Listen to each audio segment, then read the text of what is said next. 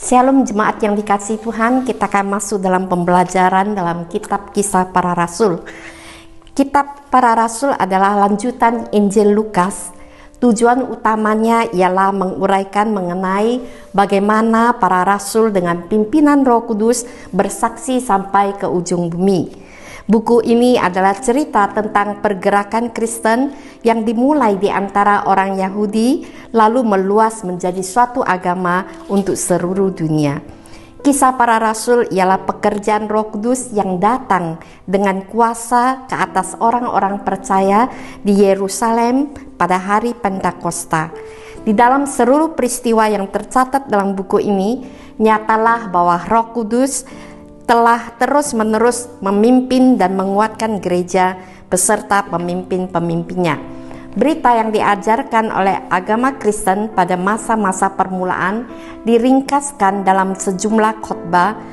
Peristiwa-peristiwa yang dicatat dalam buku ini menunjukkan pula betapa berkuasanya berita itu di dalam kehidupan orang-orang Kristen dan di dalam ikatan persaudaraan gereja. Hari ini kita mulai di dalam Kisah Para Rasul 1 ayat 1 sampai 11. Kita melihat bagian ini, saya ambil tema menantikan kedatangan Roh Kudus.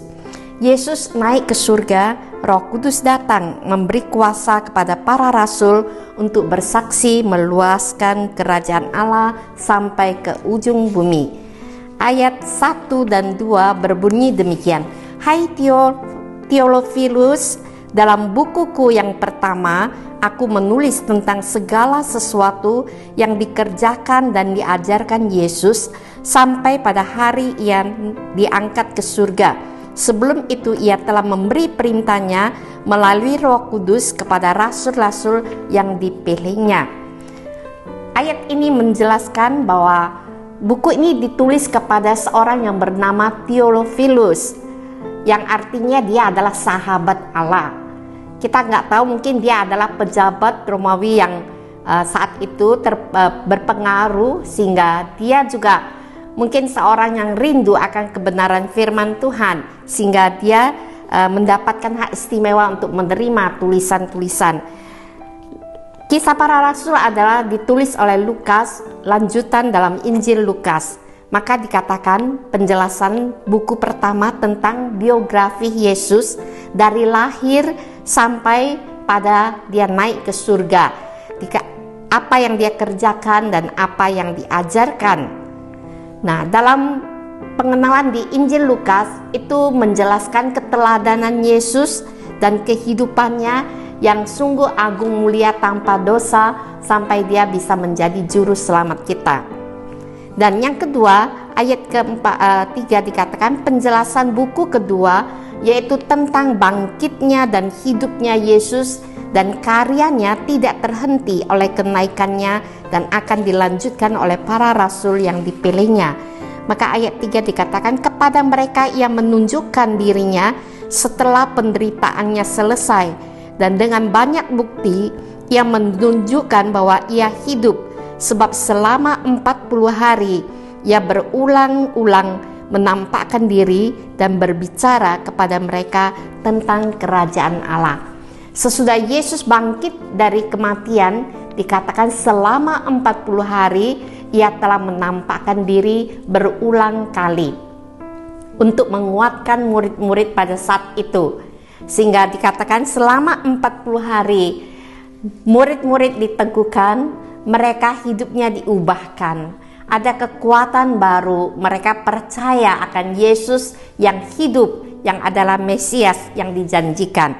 Maka dikatakan murid-murid diubahkan, mereka dikuatkan dan boleh melanjutkan misi untuk meluaskan kerajaan Allah. Bagian ketiga kita lihat pesan Yesus untuk mereka menunggu perlengkapan Roh Kudus untuk mengemban tugas dan melanjutkan hidup pelayanan sampai ke ujung bumi dengan penginjilan dan pemuritan sampai kerajaan Allah memerintah sepenuhnya. Pada suatu hari ketika ia makan bersama mereka, ia melarang mereka meninggalkan Yerusalem dan menyuruh mereka tinggal di situ menantikan janji Bapa yang sebagaimana dikatakannya telah kamu dengar dari aku, sebab Yohanes membaptis dengan air, tetapi tidak lama lagi kamu akan dibaptis dengan Roh Kudus. Di sini diajarkan mereka untuk tunggu saat datangnya Roh Kudus. Mereka harus menanti waktu Tuhan untuk dipenuhi Roh Kudus, baru mereka melanjutkan misi yang telah Tuhan percayakan.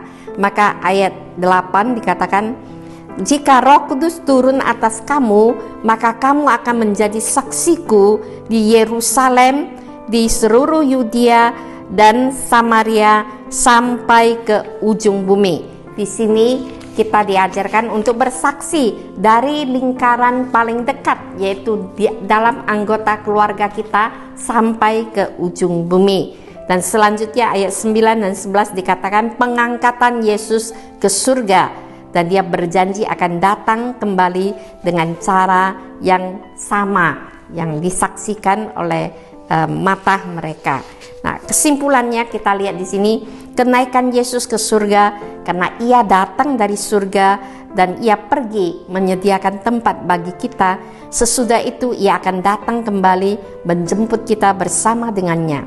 Saat ini dikirimnya Roh Kudus menyertai kita selama-lamanya untuk dapat mengerjakan tugas panggilan kita orang percaya, menjadi saksinya sampai pada kesudahan, mendampingi kita dan menguatkan kita, juga menghibur kita senantiasa sampai akhir zaman. Hari ini kita yang hidup dalam janji akan kedatangannya, hendaklah semakin giat untuk bersaksi sampai Tuhan datang. Semakin cinta dan setia kepadanya, karena Tuhan terlebih dahulu setia pada kita. Tuhan Yesus tolong kita hidup menantikan kedatangannya dan menggenapi rencananya. Amin. Kita berdoa. Terima kasih Tuhan, Engkau adalah Allah yang hidup, Allah yang benar, Allah yang setia untuk kembali ke surga dan akan datang menjemput kami yang percaya. Tolong kami saat penantian ini terpelihara dengan baik, menjadi saksimu yang setia, dan kami boleh bersaksi sampai Tuhan datang kembali.